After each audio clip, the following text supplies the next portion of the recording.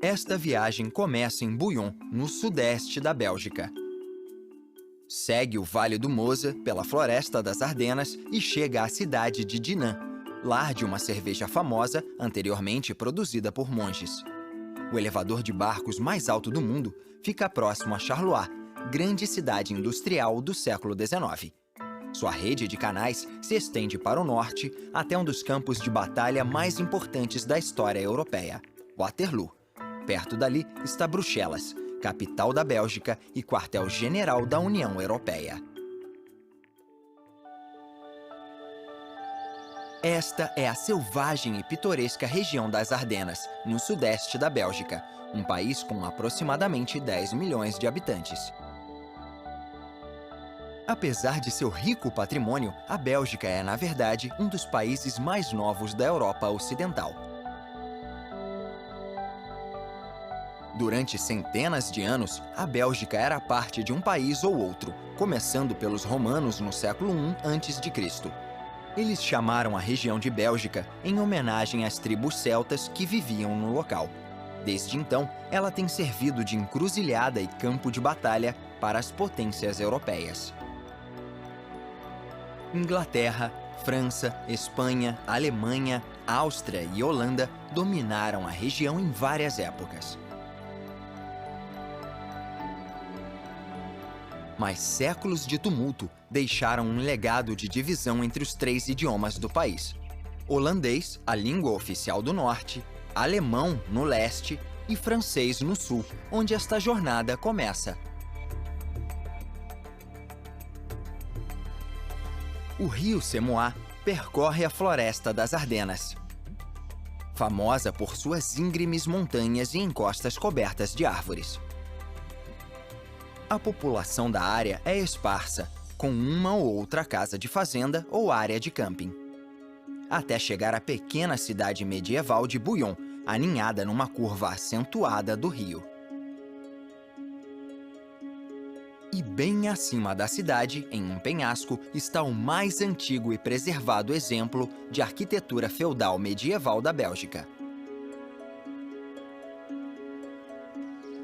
Ele foi originalmente construído por Godofredo de Bouillon no século XI, sobre as ruínas de uma fortaleza ainda mais antiga. Depois de Godofredo de Bouillon, o local pertenceu a uma sucessão de 4 outros poderosos duques, também chamados Godofredo de Bouillon. O castelo ficou famoso quando o quinto e último Godofredo vendeu a fortaleza para financiar a primeira cruzada ao Oriente Médio. Depois da tomada da Cidade Santa em 1099, Godofredo foi coroado o primeiro rei de Jerusalém. O castelo é agora uma atração turística, com muralhas, torres e porões.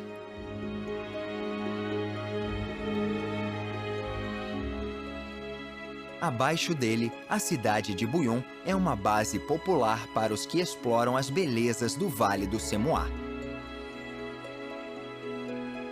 Existem mais de 90 trilhas que começam ou terminam em Bouillon ou nos arredores.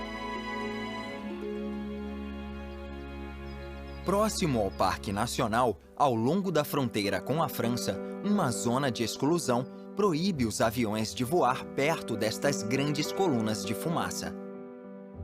Elas saem das torres de resfriamento da usina nuclear mais poderosa do mundo, Chousby. Além de fornecer eletricidade para a França e seus vizinhos, um laboratório subterrâneo estuda as partículas subatômicas misteriosas emitidas pelos reatores.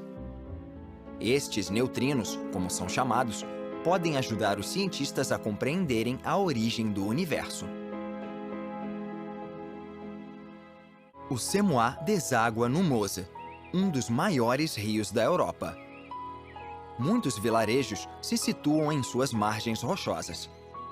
Dominando o Mosa estão penhascos imponentes, os Rochedos Freyer, conhecidos por ser a área de escalada mais importante da Bélgica.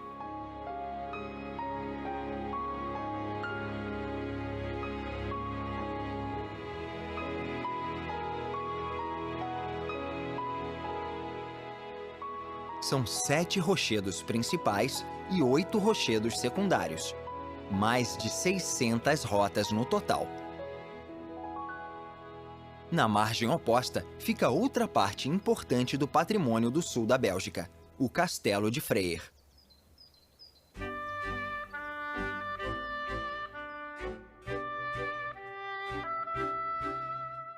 No lugar ficava originalmente uma fortaleza medieval que foi destruída e substituída nos anos 1600 por uma casa de campo em estilo renascentista e jardins formais. Nos anos 1800, ela se tornou a residência dos duques de Beaufort-Spontan e seus descendentes ainda hoje vivem nela.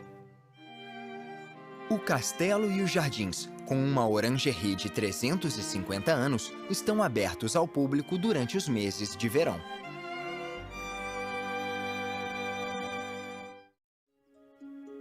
Seguindo pelo Vale do Mosa, a linda paisagem de Dinant esconde seu passado conturbado.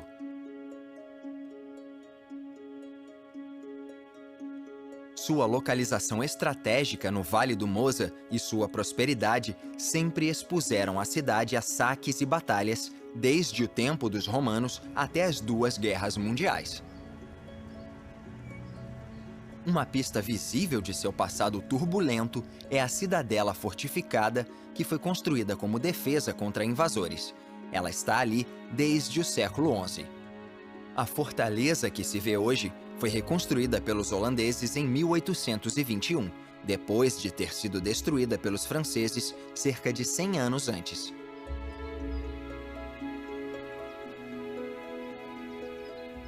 Hoje, a cidadela é a maior atração de Dinant. Outro monumento fica logo abaixo: a Igreja Gótica de Notre-Dame, com seu pináculo em forma de bulbo.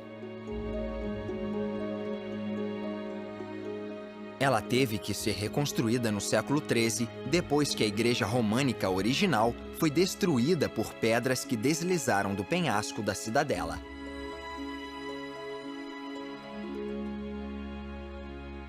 A Bélgica é conhecida por suas cervejas feitas em abadias. E um pouco mais à frente está o prédio icônico que abriga uma das marcas mais famosas, a Abadia Lef.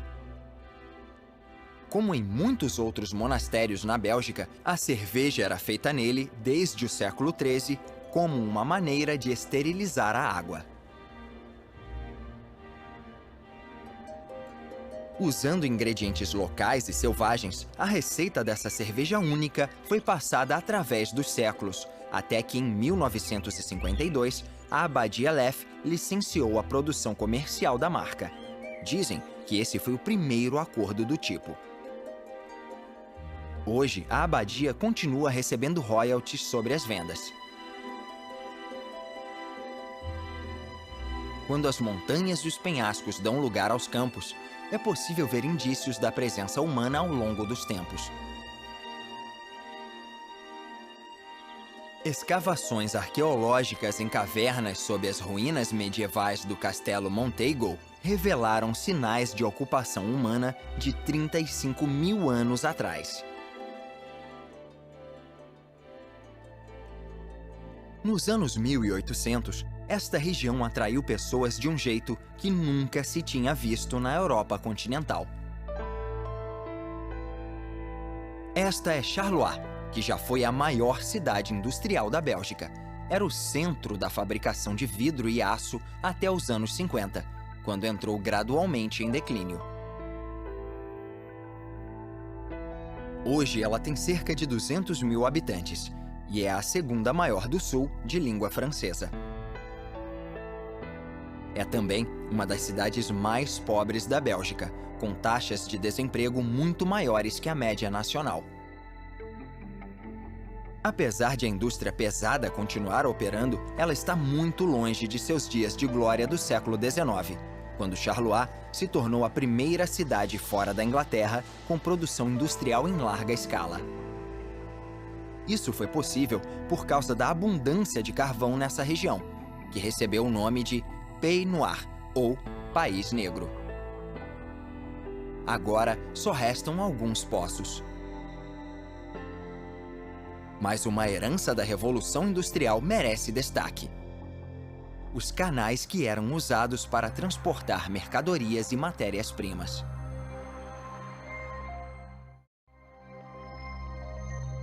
Este é o Canal du Centre, uma hidrovia de 21 quilômetros que liga dois rios, o Mosa e o Scheldt. Para superar os 100 metros de diferença de altitude entre os rios, uma série de 4 elevadores hidráulicos foi construída em 1917, para levantar e baixar os barcos. Com o renascimento das hidrovias nos anos 50 e a necessidade de atender os padrões europeus de tráfego nos rios, o parlamento belga autorizou a construção de um elevador de barcos que faria o trabalho dos 4 anteriores. Inaugurado em 2002, o elevador de barcos Strep-Thio é o mais alto do mundo, com 73 metros. Mas ele não é dos mais rápidos. Levantar e baixar os barcos leva 7 minutos. O elevador opera com 2 comportas chamadas caissons, que se equilibram como numa balança, uma de cada lado.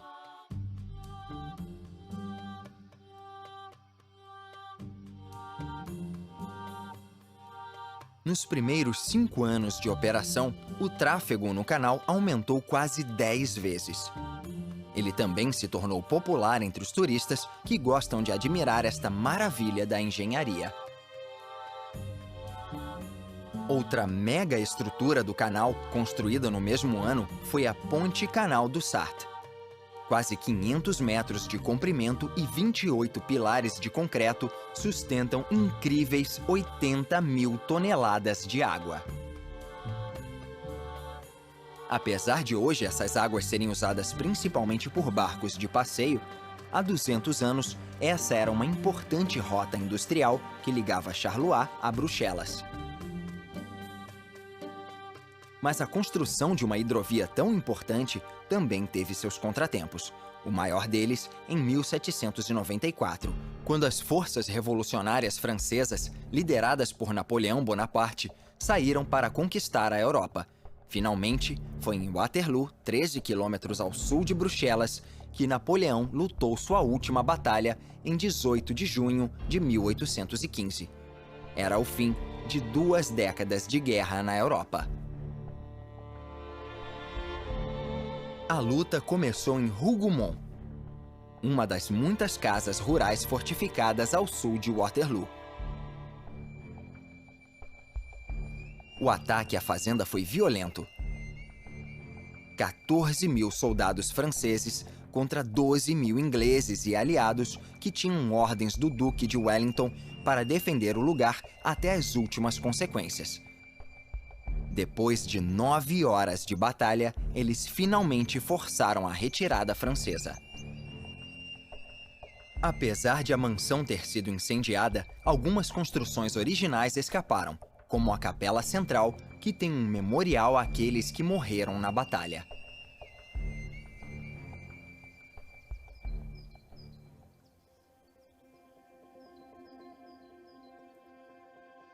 Ao todo, 25 mil pessoas foram mortas ou feridas naquele dia. 9 mil soldados franceses foram capturados. Em Waterloo, o Império de Napoleão finalmente começou a ruir. 2 anos após a vitória sobre os franceses, este grande monumento foi construído em homenagem aos mortos e ao fim de 23 anos de guerra. No entanto, o Duque de Wellington comentou o seguinte: "Eles estragaram meu campo de batalha." 390 mil metros cúbicos de terra do próprio campo de batalha foram escavados para criar este monte. No topo está um leão de bronze de 28 toneladas, simbolizando a coragem dos que lutaram. Diz a lenda que o leão foi forjado com o bronze dos canhões abandonados pelos franceses durante sua retirada final. É uma história pouco provável, já que o leão, na verdade, é de ferro.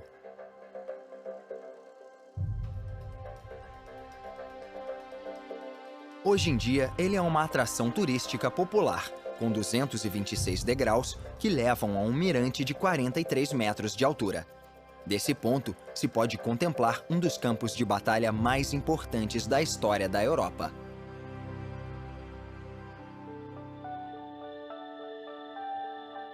Nos 200 anos seguintes, o monumento foi testemunha do crescimento da cidade de Waterloo, de um vilarejo de encruzilhada no caminho entre Bruxelas e a França, até se tornar uma cidade de quase 30 mil habitantes. Quase um quinto não é belga, o que transforma Waterloo em um caldeirão de línguas e culturas, além dos franceses, holandeses e alemães. Este é o legado de 2000 anos de diversas raças e culturas que habitaram esta terra em épocas diferentes. Em 1830, os belgas se revoltaram contra a ocupação holandesa, formando o Estado independente da Bélgica. Mas isso não foi suficiente para erradicar profundas divisões étnicas. Isso levou à formação de regiões linguísticas com governos próprios.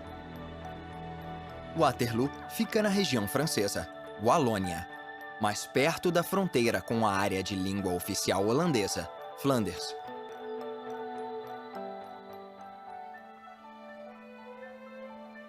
Ao cruzar a fronteira, a ligação com a Holanda fica mais evidente nos tijolos vermelhos e na arquitetura tipicamente holandesa. Esta fortaleza do século XIV é o Castelo de Biersel, construído como primeira linha de defesa contra ataques à capital, Bruxelas. A localização em um vale plano exige torres e muralhas excepcionalmente altas para avistar a aproximação de inimigos. Um grande fosso também é bom para desencorajar tentativas de romper esta incrível fortaleza. Parece que funcionou. Mesmo tendo sofrido diversos ataques ao longo dos séculos, o castelo só foi tomado uma vez nos anos 1500, durante uma revolta contra o governante austríaco da época. Ironicamente, quem o atacou foram tropas da cidade que ele era destinado a defender, Bruxelas, a capital da Bélgica.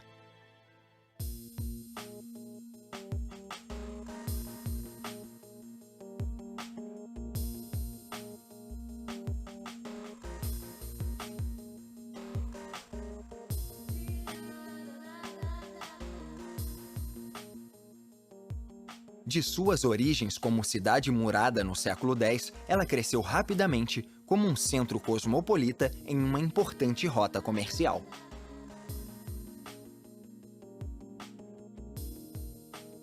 Hoje, Bruxelas se desenvolveu como uma das maiores cidades multiculturais do mundo, abrigando mais de 2.000 associações internacionais.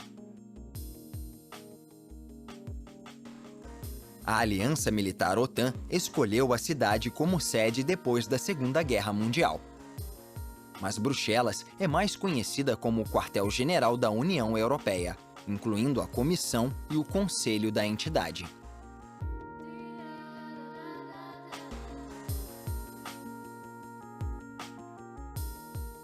Conhecido como Quarteirão Europeu, o complexo abriga o prédio do parlamento com 10.000 funcionários públicos. Com isso, muitas empresas internacionais se mudaram para Bruxelas, atraídas pela União Europeia.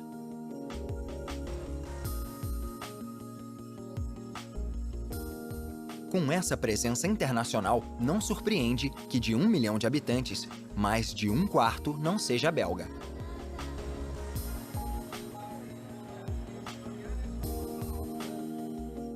Quando Bruxelas se tornou a capital de um novo país no século XIX, a cidade antiga foi destruída para dar lugar a novos ministérios, escolas, quartéis do exército e prédios de escritórios.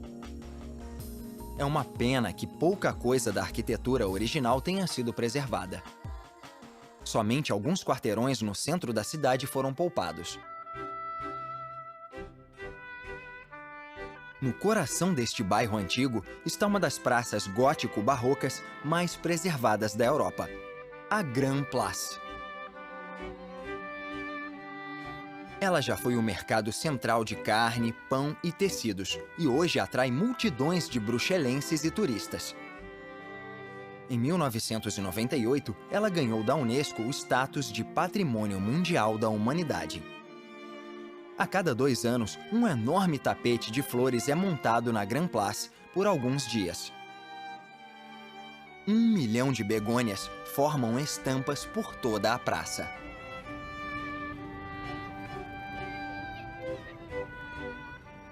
A Grand Place é dominada pela magnífica prefeitura do século XV, com seu pináculo que se ergue a quase 100 metros de altura. No topo está uma estátua de São Miguel matando um demônio. O mesmo arcanjo é também um dos padroeiros da Igreja Católica Romana da cidade, dedicada a São Miguel e Santa Gúdula. Reformada em estilo gótico no século XIII, a fachada elaborada ficou pronta 200 anos depois.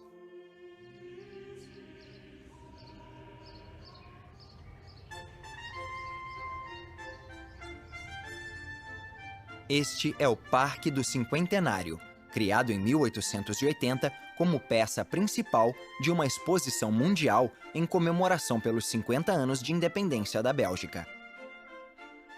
O objetivo era apresentar ao mundo a ideia de uma nova nação vibrante e próspera, digna de estar entre as grandes potências europeias.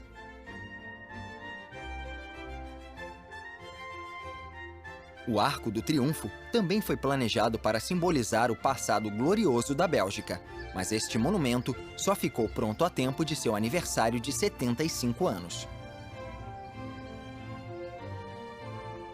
Como parte da mesma celebração, foi lançada a pedra fundamental de uma das maiores igrejas católicas do mundo, a Basílica do Sagrado Coração. Feita de tijolos e concreto reforçado, essa estrutura gigantesca tem um domo de 90 metros de altura que domina a paisagem na parte noroeste de Bruxelas. Ela foi construída sob as ordens do rei Leopoldo II, que ficou tão encantado com a Sacré-Cœur de Paris que decidiu ter uma igual em Bruxelas. Devido aos crescentes custos e atrasos, ela só ficou pronta em 1969, com grandes mudanças no desenho original. O resultado foi uma fusão única de design neogótico com Art Deco. Devido ao seu tamanho, ela não abriga apenas cerimônias religiosas. Ali há também um restaurante, uma rádio católica, um teatro e 2 museus. Do mirante do domo, os visitantes podem apreciar uma vista panorâmica espetacular de Bruxelas, incluindo sua marca registrada. Assim como Paris tem a Torre Eiffel, Nova York tem a Estátua da Liberdade, Bruxelas tem o Atomium.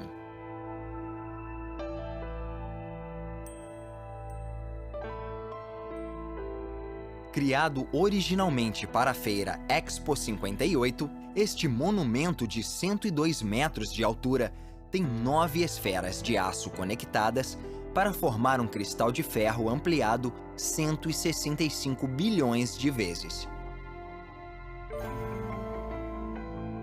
Os tubos escondem escadas rolantes que conectam as esferas de 18 metros de diâmetro. Elas são grandes o suficiente para abrigar salas de exposição e outros espaços públicos. A esfera superior tem uma vista incomparável de Bruxelas. O monumento foi planejado para durar 6 meses, mas logo ele se tornou um símbolo não só da Expo 58, mas da arquitetura moderna da cidade de Bruxelas e da Bélgica. O Atomium é uma das atrações mais visitadas em Bruxelas hoje, e um lugar perfeito para terminar esta jornada.